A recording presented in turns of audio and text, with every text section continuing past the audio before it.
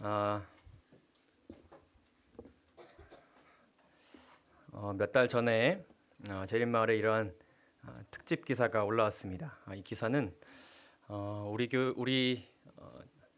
우리나라 5개 합회의 선교 사역을 이끄시는 선교부장님들이 이제 코로나가 종식되고 이후의 시간을 우리가 어떻게 준비하고 또 보내야 하는지, 어떻게 선교해야 되는지에 대해서 이제 여러 가지 전략과 또 방향성을 이렇게 제시해 주셨는데요. 이 5개 합회 선교부장님들께서 제시해 주신 공통적인 세 가지 키워드가 있었습니다. 첫째는 바로 예배 회복입니다. 예배 회복. 우리가 정말 예배에 집중하고 있는가? 예배에 집중할 수 있는 환경을 우리가 가지고 있는가?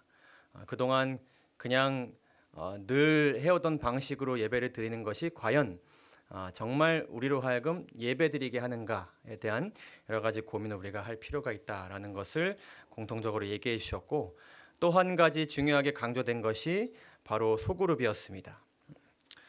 그동안은 많은 교회가 소그룹을 하는 교회로 사역을 하였습니다. 그러나 이제는 소그룹을 하는 교회가 아니라 소그룹 중심 체제의 교회가 되어야 한다.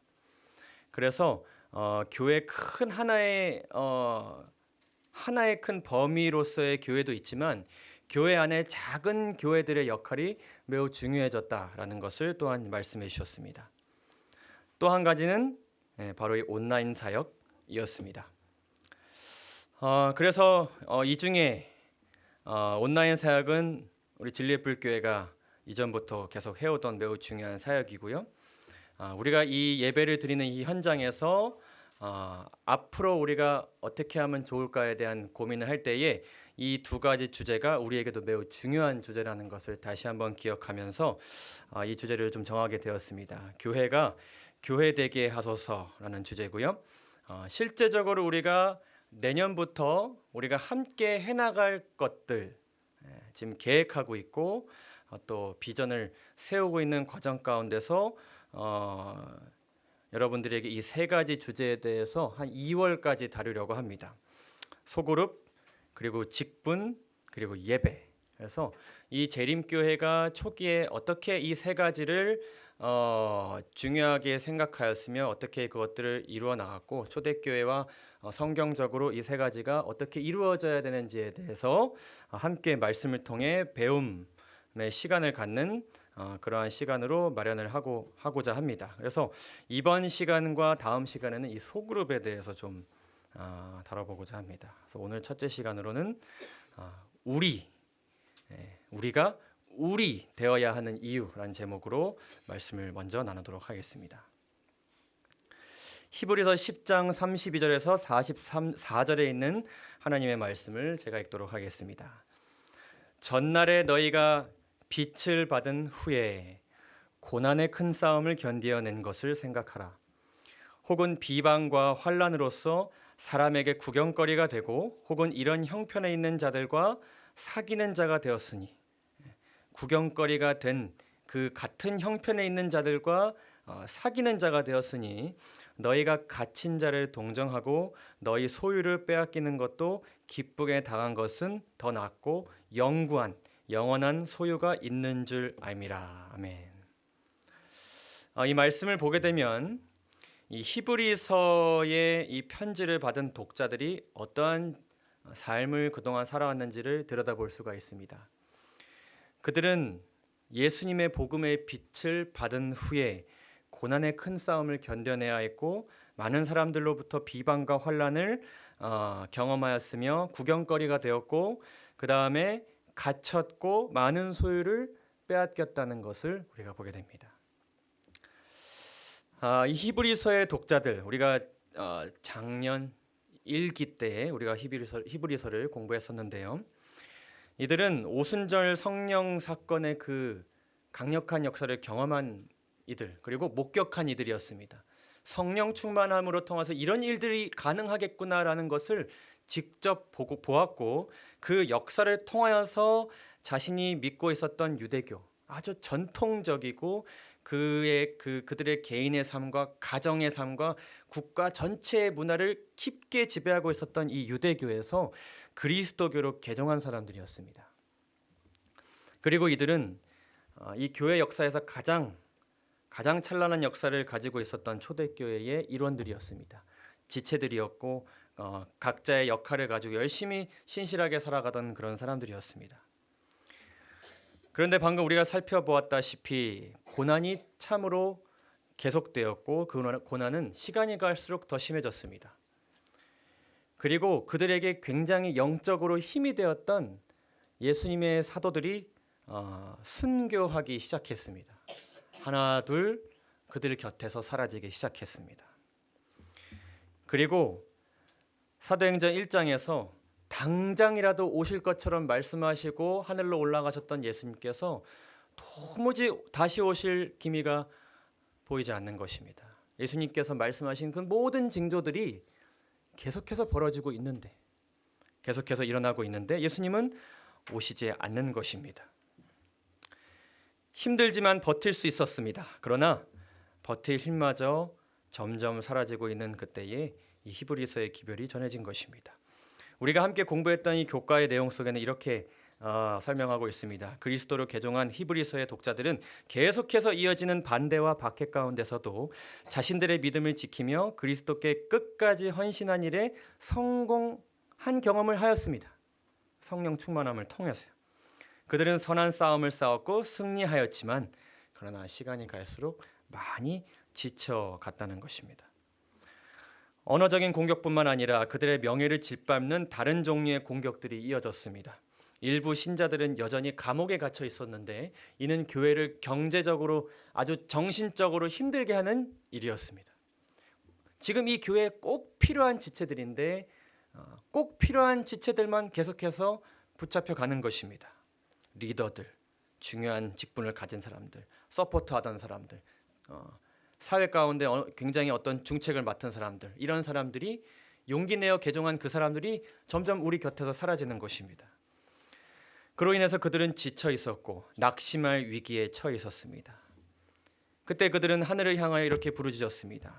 승천하신 주님은 지금 도대체 어디에서 무엇을 하고 계신 것입니까? 그때에 이 히브리서의 말씀이 주어진 것이죠. 우리는 이 히브리서의 말씀, 유명한 11장의 그 믿음과 관련된 내용들 많이 살펴보고요. 성소의 교리가 담겨진 그런 말씀들로 우리가 히브리서를 연구하는데 이 독자들에게 히브리서는 그들의 마지막 희망과 같은 복음이었습니다. 하나님께서 그들에게 전달하셨습니다. 너희가 믿는 그분, 다시 오시겠다고 하신 그분은 너희가 의지했던 선지자들 그리고 천사 그리고 너희의 역사 가운데서 히브리인들의 역사 가운데서 가장 강력했고 위대한 인물로 여겨지는 모세와 여호수아보다 훨씬 뛰어난 분이시다라는 것을 하나님께서 말씀하시면서 5장부터 10장에서 우리가 잘 아는 우리의 중보자이시면서 대제사장이신 우리 주님을 소개합니다. 그분은 너희의 고난을 이해하시고 지금의 너희가 닥친 그 어려움을 이해하시고 너희의 구원자로서의 모든 자격을 갖추시고 하늘에 올라가셨다. 그리고 그분은 그곳에 올라가셔서 그냥 너희를 그냥 두고 보는 것이 아니라 대제사장으로서 지금 하늘에서 너희를 위해 일하고 계신다라는 희망의 메시지를 그들에게 전달하였습니다.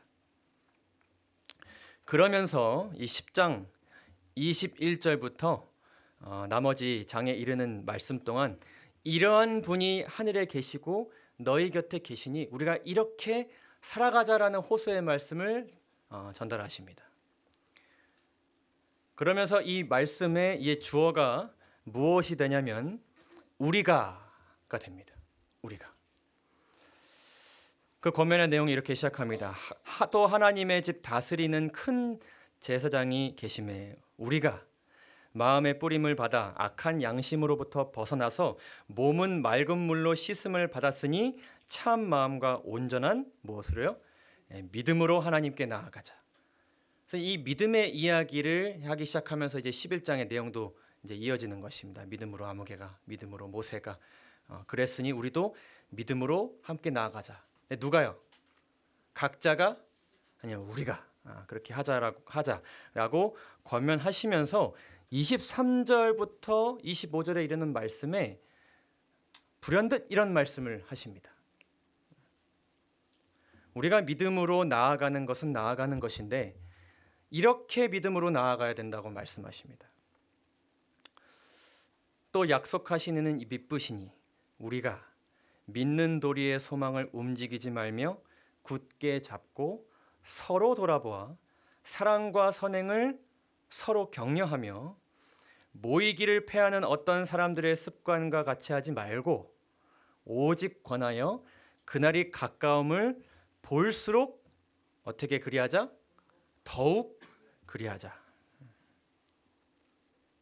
재림의 징조가 일어나는 것을 우리가 목격하면서 예수님께서 오실 때가 가까이 왔다라는 것을 재림 성도들이 보게 될 때에, 재림을 기다리는 자들이 그것을 보게 될 때에 우리가 믿음으로 나아가야 되는데, 믿음으로 나아가는 데 있어서 우리가 어떻게 하자? 더욱 뭐 하자? 모여야 된다라는 것을 이야기하고 계신 것입니다. 그러니까 이 모임은 종말의 때에 주신, 남은 자손에게 주신 말씀입니다. 종말의 때에 해야 하는 것입니다. 근데 이 모임의 목적이 무엇인가 하는 것이죠. 말씀을 보게 되면 이것은 예배와 상호 격려, 서로 뭐 하는 것입니까? 격려하는 것입니다. 사랑과 선행으로 격려하는 그러한 일을 위해서 모인 그리스도인의 모임이다라고 재림교회 주석은 설명합니다. 그러니까 이러한 모임을 갖는 것이 재림의 징조가 보여질 때 우리가 곧 교회가 순종해야 할 하나님의 명령인 것이죠. 이것은 종말의 메시지입니다. 이것은 단순히 인간 사회 속에서 우리가 더불어 살아가는 데 필요한 어떤 교훈의 말씀이 아니라 종말의 때에 주어진 종말의 메시지입니다. 그런데 이 말씀을 보시게 되면 이러한 명령이 주어진 때에 이런 모임을 어떻게 하는 사람들이 있다?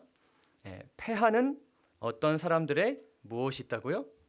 습관이 있다는 거예요. 어떤 큰 계획과 전략을 얘기하는 것이 아니라 자꾸 그렇게 하는 뭐가 있다고요? 습관이 있다고 말씀하십니다. 여기서 패한다는 이 의미는요, 당신들 못 모이게 할 거야 하는 어떤 그런 행동을 말하지 않습니다. 이것은 포기하는 것입니다. 소홀히 하는 것입니다. 우리로서 모이려는 그 움직임을 소홀히 하는 것이죠.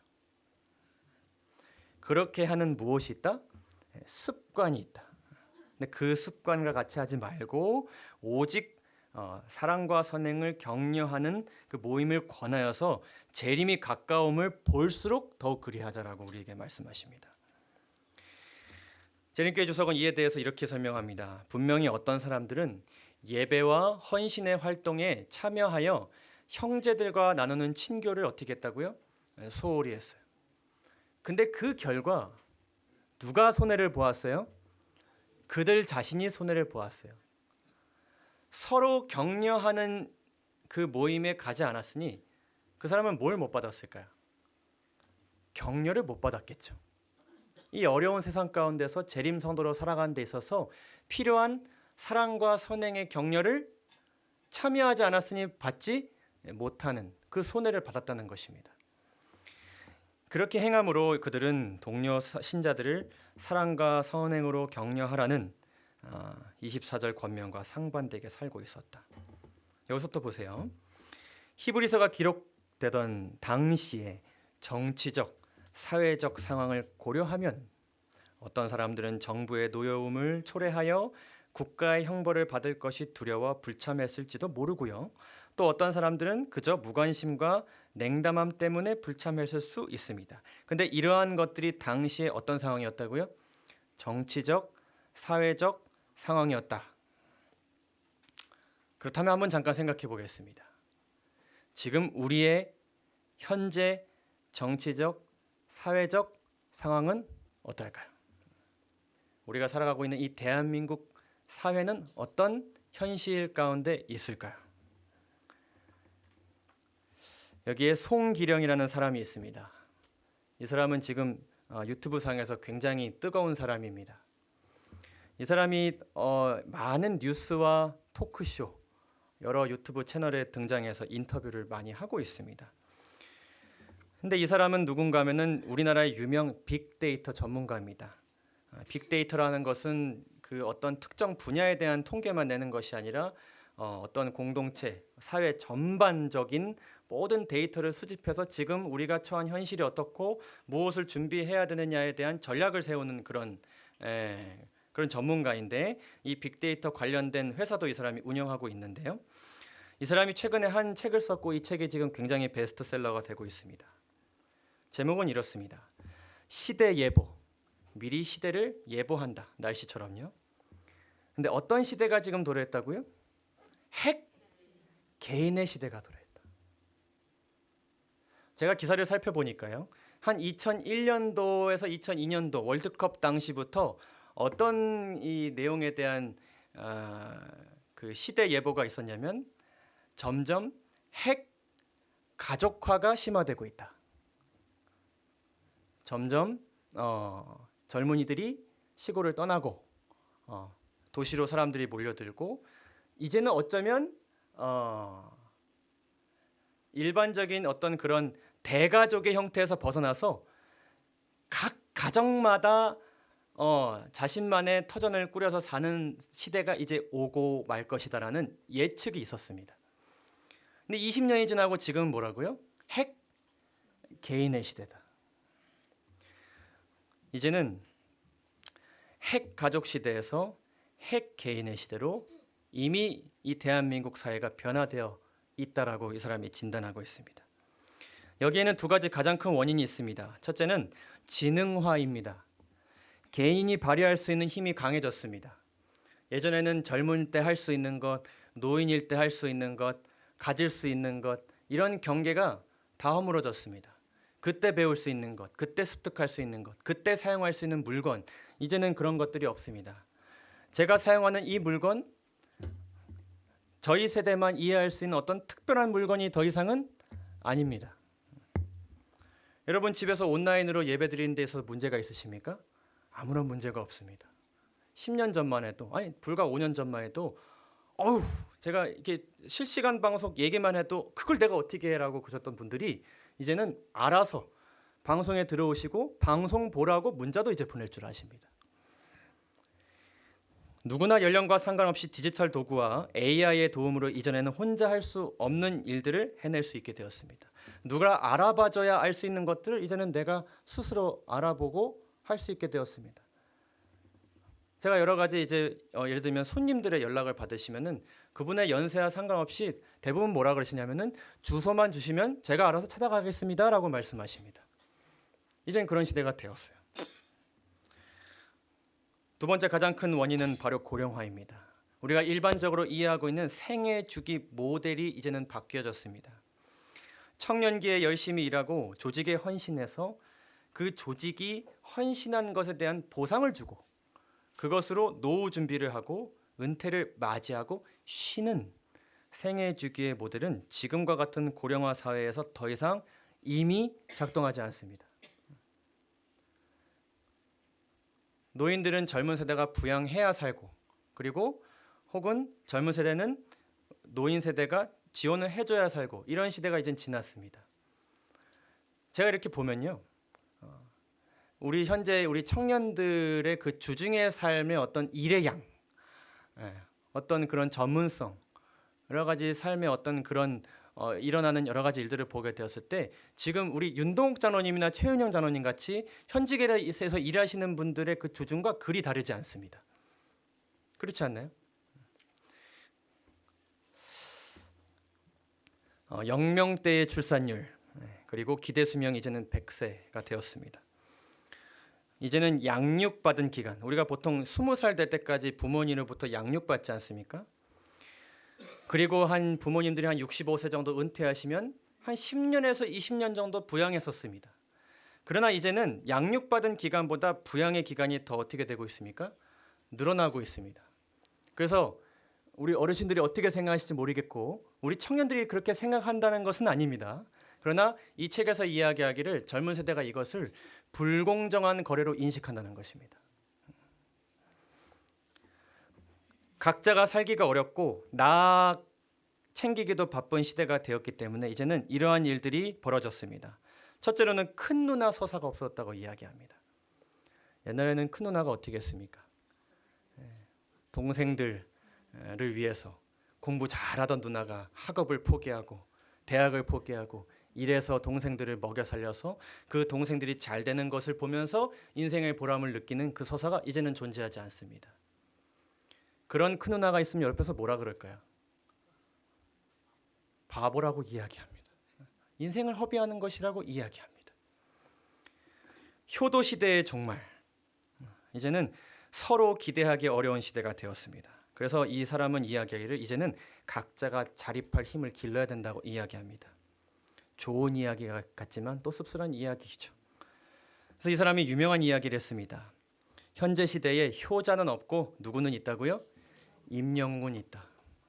예전에는 1년에 2번 명절마다 바리바리 선물 싸들고 오는 자녀들을 통해서 이 인생에 대한 보람을 얻었다면 이제는 자녀들이 명절조차도 찾아오기가 힘든 시대가 되었습니다. 그러다 보니 뭔가 그동안의 수고에 대한 기쁨을 얻고 싶은데 그걸 누가 채워주는 거예요? 유튜브 속에 누가 채워줘요? 임영웅이 채워주는 것입니다. 그러니까 이것이 단순히 그냥 이 사람이 하나의 어떤 인기 있는 스타다라가 아니라 일종의 사회 현상과 같다라고 이 사람은 이야기하고 있습니다.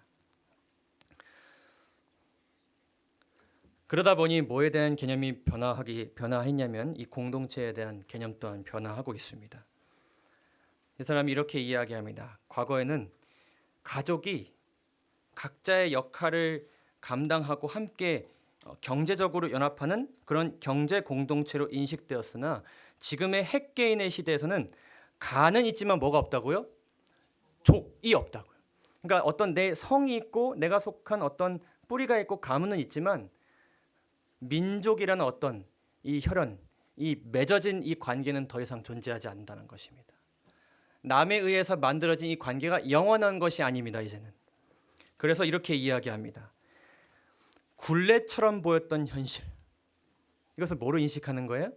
굴레로 인식하는 것입니다. 지금의 현재 많은 대한민국 사람들이 말이죠.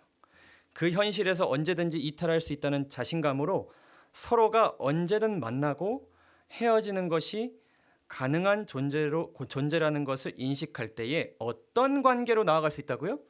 더 나은 관계로 나아갈 수 있다. 이것이 지금 우리가 처한 우리 사회의 현 상황입니다.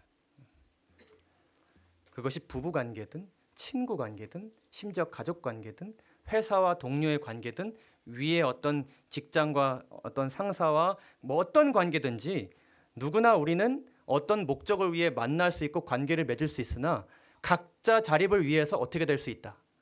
멀어질 수 있다는 것입니다. 개인에겐 그러한 선택을 할 수 있는 자유의지가 다 권리가 존재한다라고 그가 이렇게 진단하고 있습니다. 이러한 시대의 변화는 교회에 여러 가지 결과를 가져왔습니다. 여기 뭐라고 이제 진단하냐면 이것은 최근에 예장 통합에서 연 한 세미나였습니다.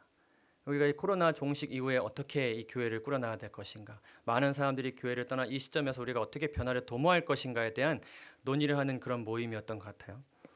그래서 이 시대를 뭐라고 이제 진단하냐면 OTT, 신앙 핵개인 시대 이렇게 이야기합니다. 여러분 OTT가 뭔지 아십니까? 옛날에는요, 뭐 옛날도 아닙니다. 불과 몇 년 전만 해도 어떤 드라마를 보려면 우리가 무엇을 통해서만 드라마를 볼 수 있었습니까? TV를 통해서만 볼 수 있었습니다. 10시에 방영하는 허준이라는 드라마를 보기 위해서는 몇 시에 그 자리에 있어야 됩니까? 10시에 TV 앞에 앉아 있어야 됩니다. 우리 아버지가 9시부터 지루한 뉴스를 보시는데 10시가 오는 것만 기다리면서 마침내 스포츠 뉴스하고 날씨 뉴스하면 드디어 드라마가 시작될 것. 이 기회를 놓칠 수 없는 그 콩닥콩닥한 거리는 마음으로 제가 옛날에 허준 드라마 봤거든요. 다 봤거든요. 근데 이제는 뭐 할 수 있습니까? 언제 어디서든지 핸드폰만 있으면 내가 보고 싶은 것을 볼 수 있는 시대. 그런 시대가 되었습니다. 그것을 OTT라고 이야기합니다. 이곳에 참여한 한 목사님이 강사로 참여한 목사님이 이렇게 얘기합니다. 코로나로 가장 피해를 본 것이 한국교회다. 코로나를 통해 영적이지만 종교적이지 않고 홀로 서기가 가능한 성도들이 많아졌다. 성도들이 모이지 못하니까 한동안은 외롭다가 오히려 어떤 상태가 편하게 되었어요? 혼자 있는 것이 편하게 되었어요. 일하지 않아도 되고 서로 푹닥거리다가 싸울 일도 없고요. 내가 원하는 설교 언제든지 들을 수 있습니다. 혼자가 편한 교인들은 극단적 어떤 삶을 살아가기 시작했다고요? 개인주의의 삶을 살기 시작했다. 이제 교인들도 무엇이 되어간다? 핵 개인이 되어간다. 어떤 상황에 맞게, 현재 우리가 처한 사회적 상황에 맞게. 마치 그 초대교회가 마주했던 그 당시의 상황과 같은 것입니다. 옛날에는 삶의 중심이 교회였지만, 공동체였지만 이제 자기 애호를 따라서 하고 싶은 것을 한다. 교회는 하나의 무엇이 되어가고 있다? 주변이 되어가고 있다.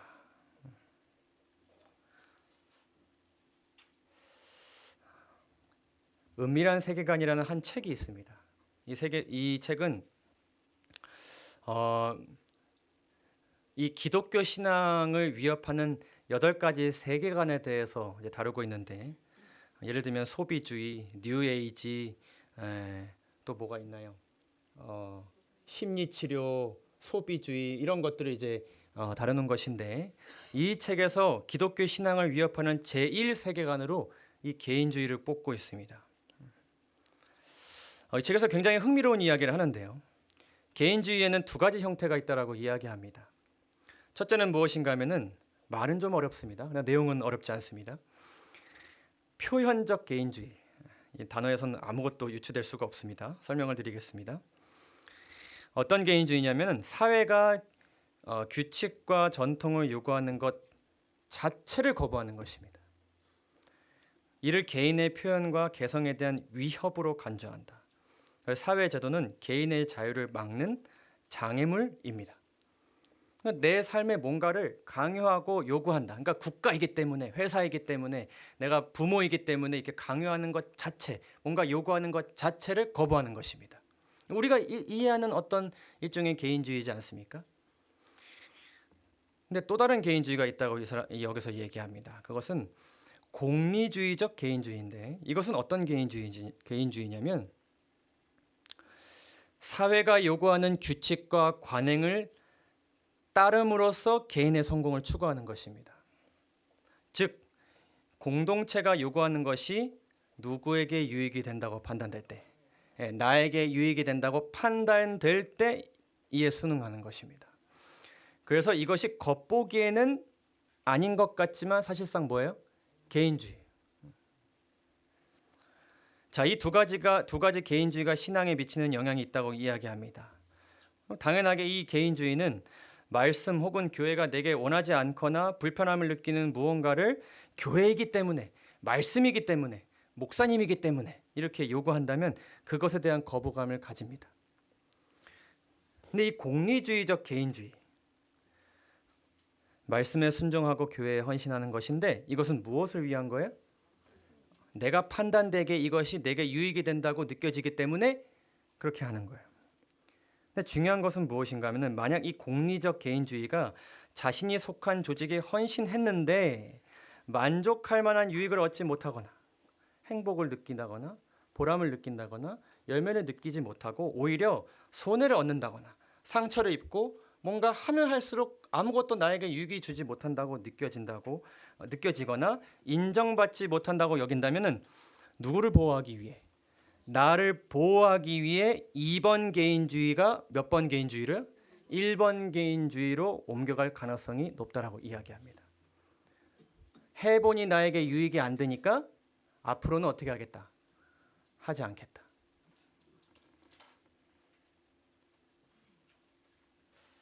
그래서 이 책에서 이야기하는 것은 무엇이냐면 개인주의는 일종의 자기 보호 행동이라고 이야기합니다.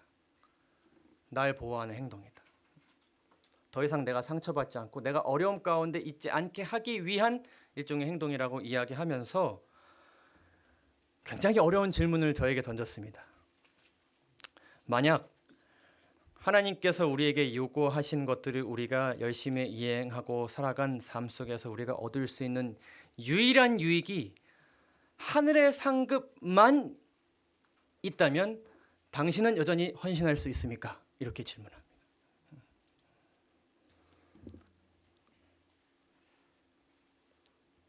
그런데 우리가 말씀으로 통해서 우리가 알다시피 이 책은 우리에게 호소하고 있습니다. 하나님은 그분이 소중하게 여기는 모든 것이 함께 무엇 안에 있도록 창조하셨어요?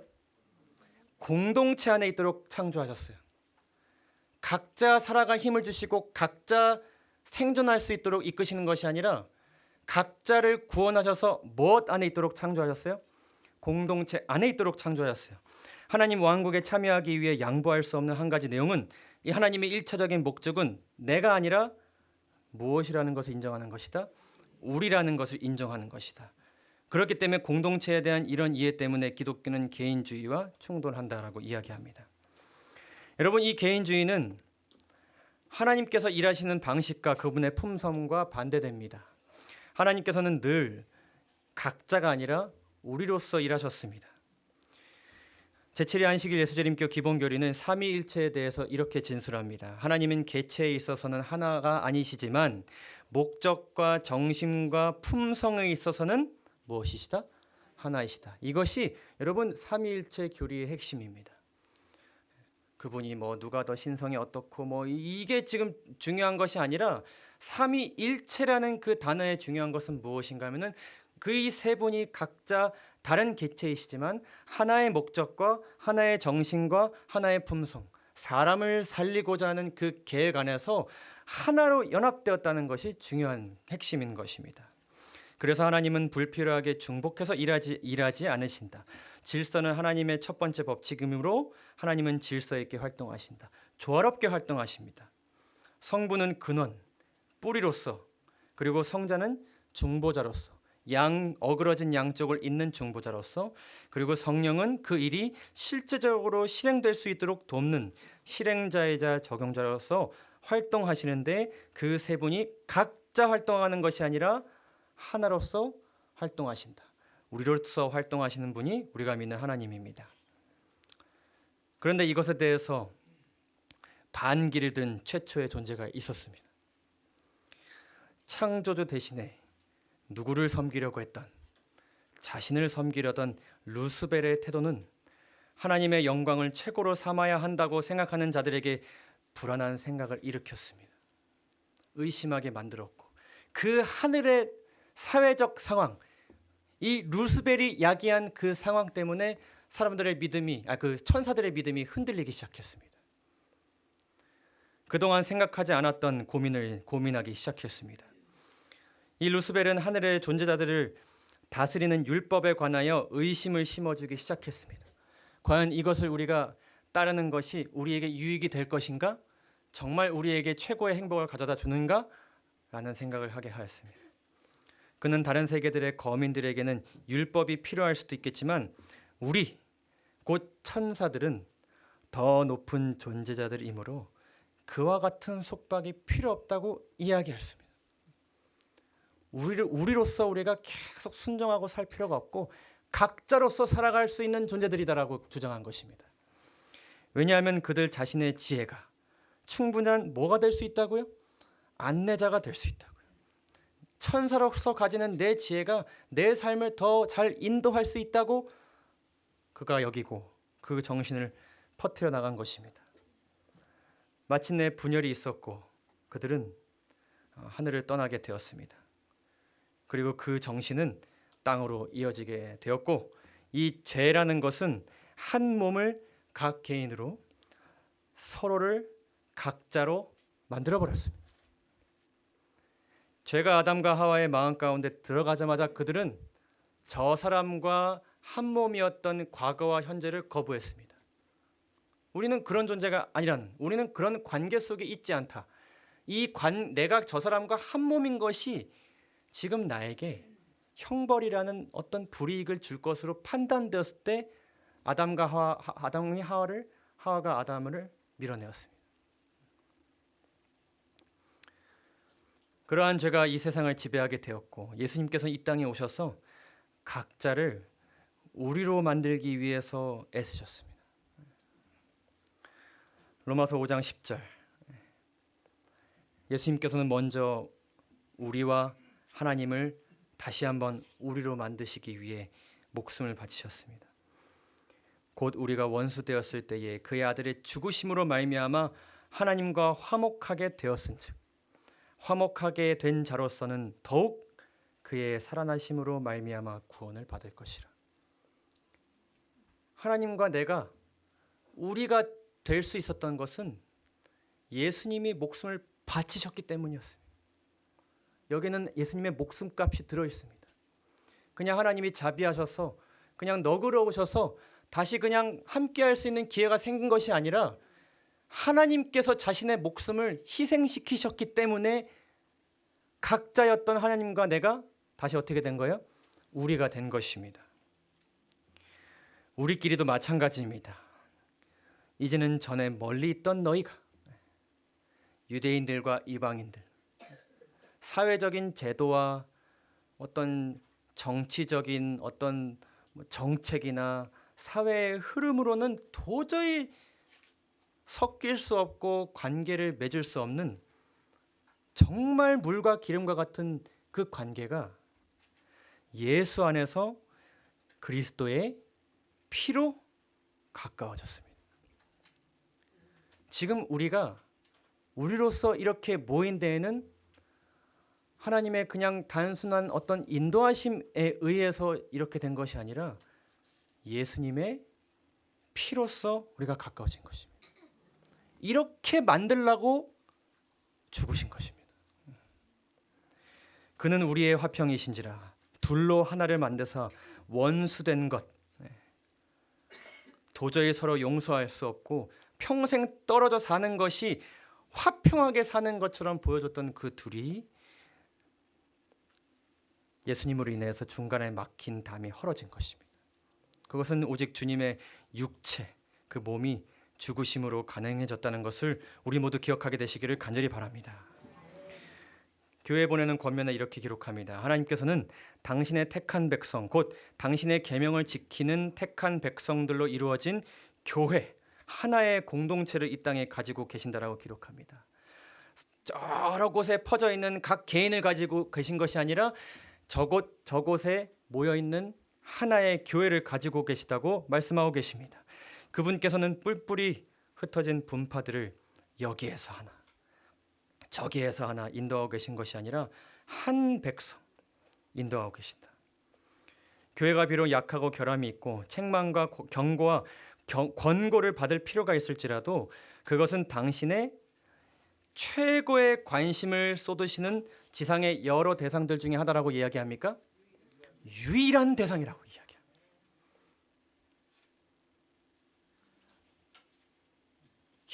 여러 그 장벽들로 인해 각자가 된 사람들을 우리로 만드는 그것이 하나님께는 최고의 관심을 쏟으시는 유일한 사역이라는 것을 우리가 다시 한번 기억해야 할 것입니다. 여러분, 이러한 예수님의 간절한 기도와 이러한 사역을 깨달은 사람들이 함께 모였습니다. 한때는 예수님의 뜻을 전혀 알지 못했고 함께 물리적으로는 있었으나 곁에 있었으나 서로 미워하고 시기하고 질투하고 서로 정죄하던 그들이 하나가 되기 위해 모였습니다. 여기 모인 무리의 수가 한 몇 명 정도 됐다고 이야기합니까? 120명 정도 됐다고 이야기합니다. 지금 우리 교회가 이렇게 명단을 가지고 이렇게 등록하고 관리하고 있는 교인이 한 110명 정도 됩니다. 진리의 뿔 교회 모든 출석하시는 분들과 이른 양들, 장거리 계신 분들이 한 곳에 모인 것과 비슷한 풍경이라고 할 수 있겠습니다. 그래서 보시면 제자들도 있었고요. 여자들, 예수의 아우들 이런 다양한 사람들이 함께 모였습니다. 그들은 하나가 되기 위해서 기도하였습니다. 각자가 회개했고 함께 회개했습니다. 서로 회개했습니다. 그리고 그 120명의 사람이 함께 한 곳에 모였을 때에 성령은 충만히 그들 가운데 역사하셨습니다. 여러분, 이 역사는 우리에게 주는 굉장히 중요한 교훈이 있습니다. 모이지 않으면 이러한 일은 일어날 수 없다라는 것입니다. 가능성이 줄어드는 것이 아니라요, 일어날 수 없습니다. 여러분, 이 초대교회의 모습을 다시 한번 보시기 바랍니다. 그들이 사도의 가르침을 받아 서로 교제하고 떡을 떼며 오로지 기도하기를 힘쓰니라. 사람마다 두려워하는데 사도들로 말미암아 기사와 표적이 많이 나타나니 믿는 사람들이 다 어떻게 했어요? 함께 있었어요. 떨어지지 아니하였어요. 늘 곁에 있었어요. 모든 물건을 서로 통용하고, 뭐 각자 내어줄 수 있는 것만 통용했다고요? 아니요. 이들의 삶 가운데는 너 물건 내 물건이 아예 존재하지 않았습니다. 내 먹을 것이 저 사람 먹을 것이고 내가 사는 곳이 저 사람의 집이기도 했습니다. 또 재산과 소유를 팔아서 각 사람의 필요를 따라 나눠주며, 이거 정말 놀라운 일이지 않습니까? 저 사람을 돕기 위해서 내가 가능한 범위 내에서 돕는 것도 훌륭한 선행이지만은 내 집, 내 가지고 있는 것 팔아서 저 사람을 도와준 것입니다. 이것은 함께 있기 위한 그들의 노력이었습니다. 그들은 날마다 마음을 같이하여 성전에 모이기도 했었고 또 집에서 떡을 떼기도 힘썼습니다. 성전이고 집이고 어느 장소이든지 간에 그들은 모이기 위해 장소를 분문하고 그들은 함께 있기 위해 최선을 다했습니다. 그리고 기쁨과 순전한 마음으로 음식을 먹고 하나님을 찬미하며 온 백성에게 칭송을 받으니 주께서 구원받은 사람을 날마다 더하게 하시니라. 구원받는 사람이다. 죄송합니다. 사도행전은 이렇게 기록합니다. 그들은 더 이상 어떤 모임이 아니었다고요? 개인주의적 모임이 아니었어요. 그냥 모여 있으나 각자의 생각을 가진 모임이 아니라 서로를 생각하고 예수님을 생각하는 같은 마음을 가진 그런 모임이었습니다. 조화되지 않고 다투는 사람들의 모임이 아니었다. 그들의 희망은 더 이상 세속적인 위대함에 고착되지 않았다. 그들은 마음을 같이하고 한 마음과 한 뜻이 되었다. 그들의 생각은 그리스도로 가득 찼고 그분의 나라를 확장시키는 것이 그들의 목적이 되었다. 그렇게 되었을 때, 우리가 되었을 때 어떠한 일들이 발생했어요? 마음과 품성에 있어서 그들은 주님과 같이 되었어요. 그들의 품성이 예수님을 닮아갔어요. 어제 이만큼 화내던 사람이 다음날 덜 화내는 사람이 되었어요. 이만큼 도와주던 사람이 더 도와주고 싶은 마음을 가진 사람이 되었어요. 이런 사람만 용서할 수 있던 사람이 이런 사람도 용서할 수 있는 사람이 되었어요. 그러면서 사람들은 그들이 그 전에 예수와 함께 있었던 줄을 알았다. 저 사람은 누구의 제자구나. 예수님의 제자이구나라는 것을 알게 되었고 선교의 기적이 일어나게 됩니다. 여러분 꼭 기억하시기 바랍니다. 성령의 강력한 역사는 오직 각 개인이 그리스도 안에서 우리가 될 때 일어난다는 것 기억하게 되시기를 간절히 바랍니다. 이것을 위해서 내년도 이 소그룹을 더욱더 강조하고자 합니다. 여러분 이 소그룹에 대해서는 뭔가 역사가 있고 또 특징이 있고 어떤 이와 관련된 어떤 전략이 있습니다. 그러나 그것들을 생각하기 이전에 이 소그룹이라는 시간에 굉장히 중요한 포인트가 무엇인가 하면요. 우리가 예배를 드리게 되면 사실 내가 예배에 가야 될 것인가 말아야 될 것인가에 대한 고민을 우리가 많이 하지는 않습니다. 예배 시간이고 경배의 시간이기 때문에 우리가 때로는 습관처럼 옵니다. 당연히 해야 할 일이고 우리가 중요하게 생각하는 그런 일입니다. 근데 이 소그룹 모임을 위해서는 우리 각자가 어떤 일들을 해야 되냐, 뭔가 추가적인 어떤 고민과 생각을 해야 되는데 첫째로는 개인의 시간을 내야 합니다. 내 스케줄이 있을 수 있으나 이 스케줄을 우선시하는 뭔가 한 스텝 더 나아가는 어떤 행동이 필요합니다. 고민이 필요합니다. 내가 이때는 뭔가 나 개인에게 집중할 수 있는 시간도 있을 수 있겠지만은 이것이 있기 때문에, 이 모임의 시간이 있기 때문에 내가 시간을 내는 어떤 행동이 우리에게 필요합니다. 또 한 가지는 다른 개인에게 다가가야 합니다. 예배 때는 다 누구만 보고 있습니까? 앞만 보고 있고 하나님만 보고 있지만 이 시간이 되면 사람을 쳐다봐야 합니다. 말을 건너야 하고 그 사람의 이야기를 들어야 합니다. 우리에게 추가적인 뭔가를 요구하는 그런 시간이죠. 그리고 그러한 과정을 통해서 우리가 서로 교제하게 될 때 저 각자 저 개인을 내가 보면서 이해하면서 수많은 개인 간의 장벽들을 마주하고 그것을 넘어야 할 것입니다. 사실은 어떤 그 교회 성장학 교수님이 이런 말씀을 하셨습니다. 교회를 가장 질서 있고 조화롭고 분란 없게 운영할 수 있는 가장 좋은 길은 교회에서 소그룹을 안 하는 것입니다. 모임을 없애는 것이에요. 교제를 축소시키는 것입니다. 그러니까 소그룹을 한다는 것은 개인과 개인 간의 장벽들을 많이 발견할 수 있는 장을 연 것입니다. 어떻게 보면 위험성을 안고 어떤 리스크를 안고 이것을 시작하는 것이죠. 그러나 그것을 우리가 마주하면서 그것들에 대해서 고민하고 기도하고 그것을 용납하기 위해 성령께 많은 것들을 내어 맡기고 우리가 노력할 때에 그 넘어갈 수 없는 장벽을 우리가 넘어감으로 인해서 누가 자라나는 거예요? 내가 자라나는 것입니다. 근데 이러한 일을 하나님께서 우리에게 말씀하시기를 재림의 징조가 나타날수록 더욱 그리해야 된다고 우리에게 말씀하고 계십니다. 이를 통해 우리가 비로소 주 안에서 우리가 될 때 하나님께서는 우리에게 성령 충만함과 자라남 그리고 선교의 열매들을 허락하실 것입니다. 여러분, 마지막 시대에 주님이 오실 그때가 다가올수록 악의 무리들은 각자가 아닌 우리가 되기 위해 최선을 다할 것입니다. 그렇게 하고 있습니다. 예언에 의해서 그들이 피차 합하지 아니하겠지만 그럼에도 불구하고 그들은 섞이기 위해 노력할 것입니다. 그리고 그들은 어떤 부분에 있어서는 섞일 것입니다. 짐승과 음녀가 바벨론이 되어서 서로 섞일 것입니다. 하나가 되어서 하나님과 하나님의 백성들을 대적하기 위해 최선을 다할 것입니다.